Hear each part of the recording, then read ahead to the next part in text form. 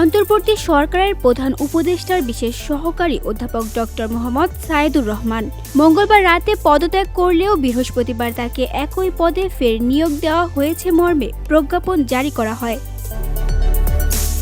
অধ্যাপক ডক্টর সায়েদুর রহমান বলেন, রিটায়ারমেন্ট প্রসেসের অংশ হিসেবে এটা করতে হয়েছে।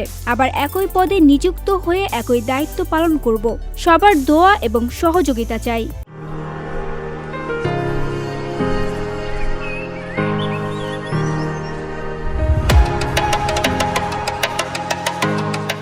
এর আগে বুধবার সকালে ফেসবুকে এক পোস্টে তিনি লিখেছেন, আজ আমার চাকুরি জীবনের শেষ দিন। অবসর গ্রহণের নিমিত্তে বিশেষ রাষ্ট্রীয় দায়িত্ব থেকে অব্যাহতি চেয়ে প্রদত্ত আমার পদত্যাগপত্র গতকাল গৃহীত হয়েছে। বাংলাদেশ মেডিকেল বিশ্ববিদ্যালয়ের সাবেক উপাচার্য অধ্যাপক ডক্টর সায়েদুর রহমান গত নভেম্বর থেকে স্বাস্থ্য ও পরিবার কল্যাণ মন্ত্রণালয়ের বিশেষ সহকারীর দায়িত্ব পালন করছিলেন।